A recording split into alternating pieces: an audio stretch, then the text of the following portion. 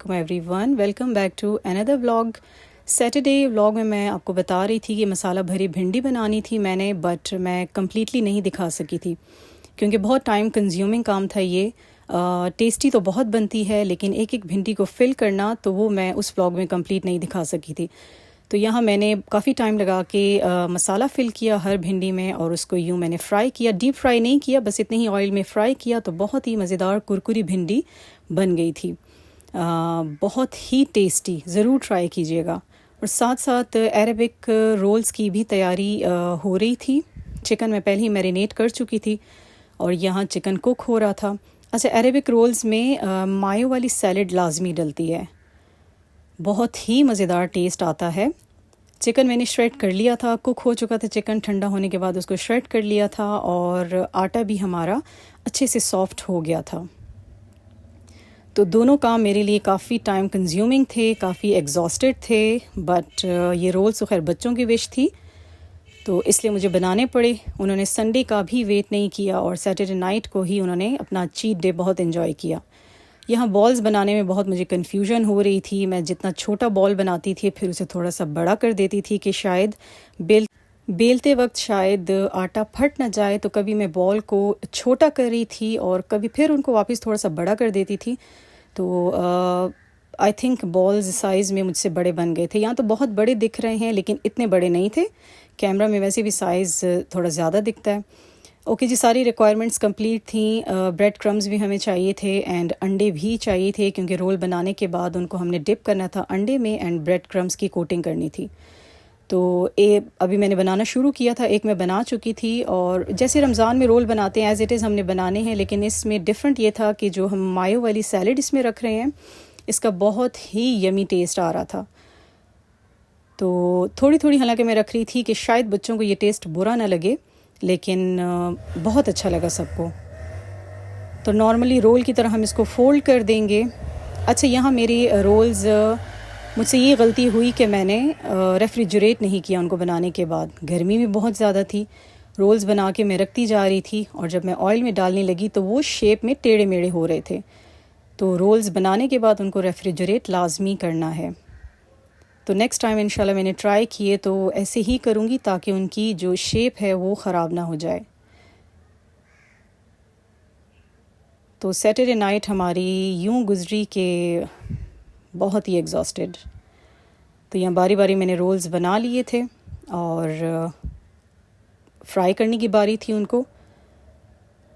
अंडे और bread crumbs की कोटिंग भी कर दी थी उनको।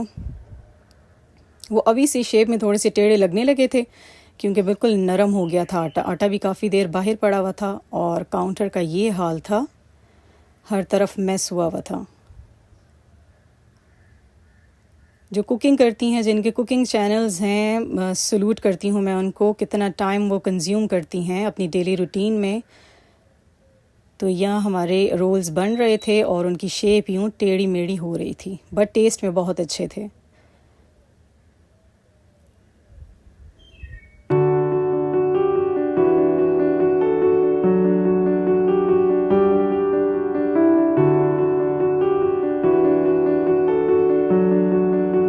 संडे आफ्टरनून का टाइम था और संडे को मैंने कुछ काम अपने लिए लाजमी पेंडिंग रखे हुए होते हैं।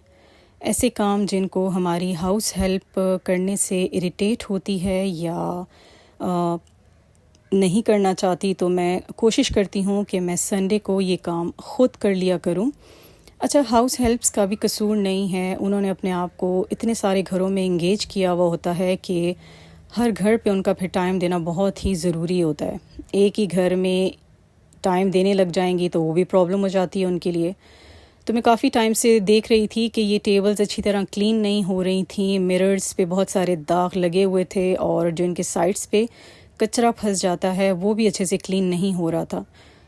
तो मैंने मिरर को अच्छी तरह होम मेड जो DIY हम बनाते हैं, जो हज़ारों दफ़ा हर कोई बता चुका है, वो ही DIY, उसी से मैंने मिरर को अच्छे से क्लीन किया और बहुत ही ज़बरदस्त शाइनी हो गया था। और जो टेबल के साइड्स पे कचरा आया हुआ था उसको सारा मैंने ब्रश से रिमूव किया और इस वुड को भी मैं इसी DIY से क्लीन कर लूँगी। बेहतरीन DIY है, हर तरह का स्टेन रिमूव कर देता है, बहुत ज़बरदस्त चीज़ है। तो मैं इन चीज़ों को अपनी हाउस हेल्प्स पे ज़्यादा प्रेशराइज़ करके उनसे मैं काम करवाती भी नहीं फिर। मुझे ख़ुद ये काम करना अच्छा भी लगता है और आई थिंक मेरी सोच है कि इंसान स्ट्रेस फ्री हो जाता है जब अपने घर को तरीके से टाइम देता है, या क्लीनिंग की तरफ आप जब रहते हो तो आप स्ट्रेस फ्री रहते हो। तो जो फ्रेम्स हमारी हैंग होती हैं और अक्सर उनको क्लीन नहीं किया जाता, फ्रेम्स हो गई, सोफ़ा कवर्स वग़ैरह हो गए, ये ऐसे काम हैं कि हाउस हेल्प्स नहीं करती और बहुत इरिटेट होती हैं इनको करने में। तो मेरी पूरी कोशिश होती है कि मैं संडे को लाजमी ये सारे काम खुद कर लिया करूं। कुशन कवर्स भी साथ साथ चेंज कर लिए थे, पिलो कवर्स, सारे काम खैर से हो गए थे। और अच्छा, काम करने का मज़ा तभी आता है जब आप उसमें रिलैक्स होते हो या आपको हैप्पीनेस लगती है। जब हम खुद अपने घर के कामों को बोझ समझ के करेंगे तो आई थिंक स्ट्रेस ज़्यादा बढ़ेगा, कम नहीं होगा। तो मुझे कभी भी स्ट्रेस फ़ील नहीं होता अपने घर को नीट क्लीन करने में। मुझे बहुत अच्छा लगता है, अपने संडे को भी प्रोडक्टिव बना देती हूँ और इस तरह आपको अंदाज़ा रहता है कि कैसे आपने किस एरिया को कैसे क्लीन करना है, और मींस के नो हाउ रहती है आपको। तो तमाम कवर्स वगैरह चेंज हो गए थे और मेरी बहुत ही प्यारी जानने वाली आ गई थी इवनिंग में। बहुत अच्छी गपशप की हमने, अपनी इवनिंग टी एंजॉय की। तो ये भी बहुत ही स्ट्रेस फ्री एक टाइम होता है जब आप बहुत अच्छे से रिलैक्स हो के किसी के साथ टाइम स्पेंड करते हो। ओके जी, लेती हूँ आपसे इजाज़त। आई होप कि व्लॉग अच्छा लगा होगा। अल्लाह हाफिज़।